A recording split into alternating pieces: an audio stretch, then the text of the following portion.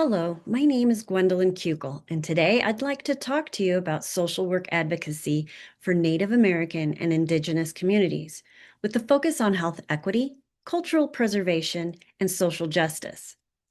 Native American communities represent one of the most historically marginalized populations in the United States. Understanding their historical experiences, cultural strengths, and policy needs is essential for effective advocacy in social work practice. Native American and Alaskan Native populations include more than 5 million people in the United States, representing hundreds of unique tribal nations. Each tribe has its own culture, governance, language, and traditions. As you can see from this slide, these communities are geographically diverse, spanning regions such as the Great Plains, Southwest, Great Basin, and Alaska. This slide highlights several key barriers affecting many Native American communities.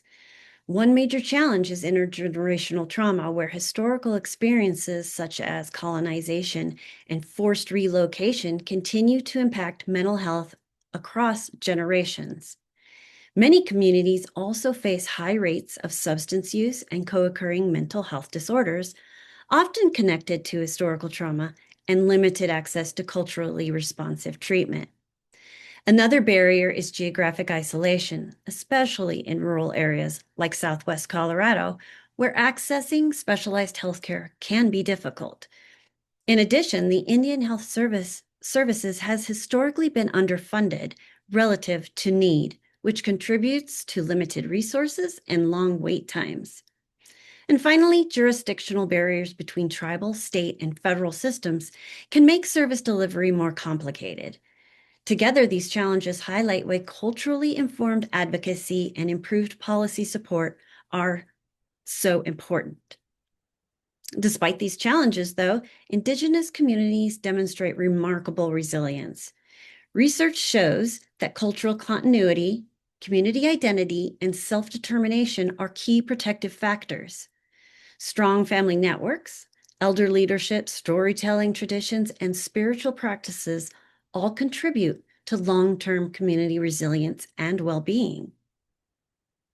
The marginalization of Native communities developed over centuries of colonization and federal policy. European settlement introduced disease and land displacement.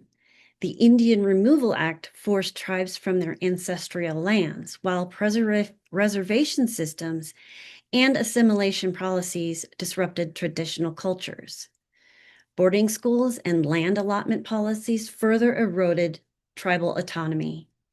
These policies created long-term intergenerational trauma that continues to affect communities today.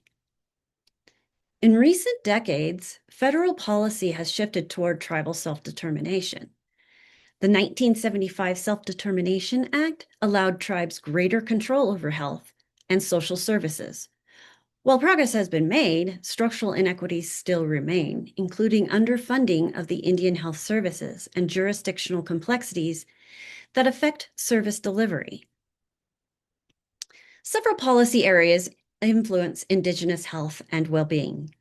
At the federal level, programs like the Indian Health Services provide healthcare funding and services. Tribal governments play an essential role in designing culturally appropriate programs, while state and local partnerships help coordinate services. Advocacy in this area focuses on increasing the funding, strengthening tribal sovereignty, and improving culturally responsive care.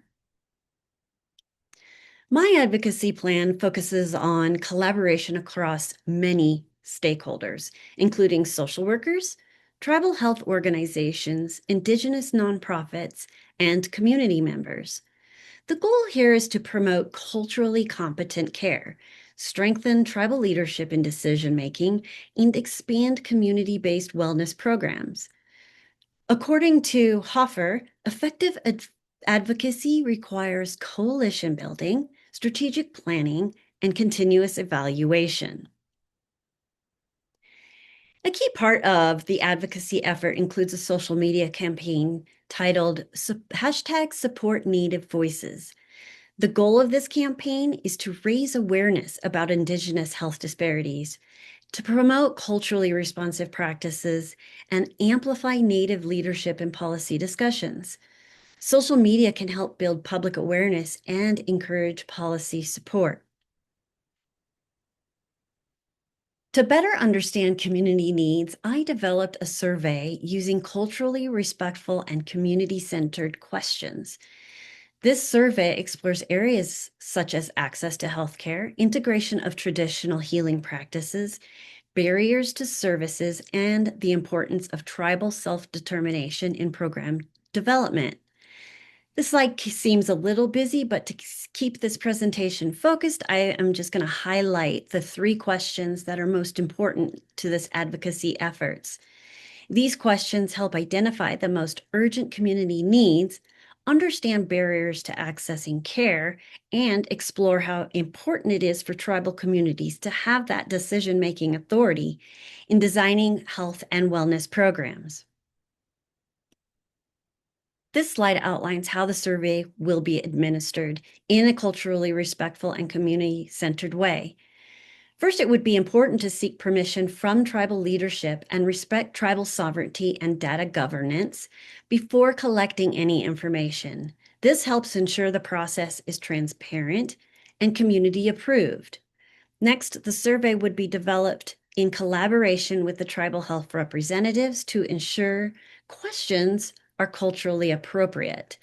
Both digital and paper formats would be offered so community members can participate in the way that is most accessible to them. Recruitment would occur through tested community channels, such as local clinics, community meetings, and peer leaders.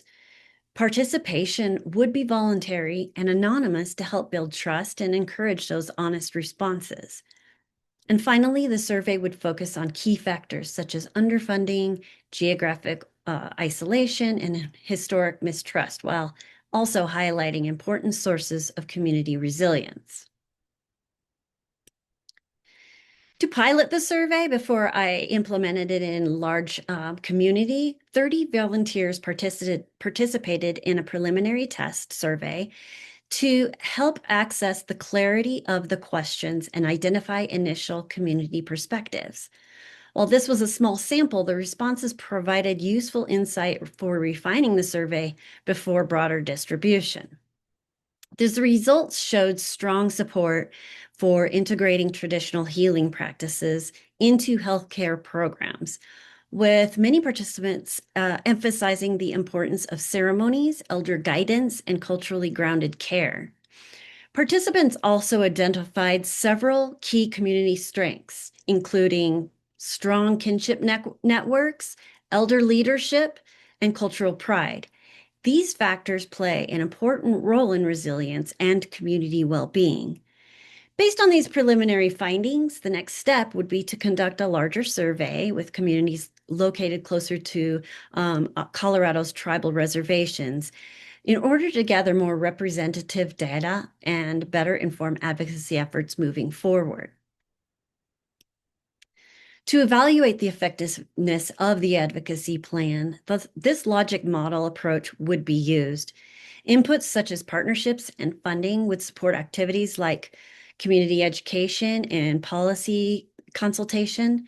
These efforts are expected to increase awareness, strengthen tribal leadership in health services, and ultimately improve health outcomes. Of course, several barriers emerged during the advocacy planning process, including historical mistrust, limited funding, geographic isolation, and jurisdictional complexity. These challenges highlight the importance of cultural, humble practice and community-led solutions. So in closing, improving health and social outcomes for Native American communities requires more than awareness.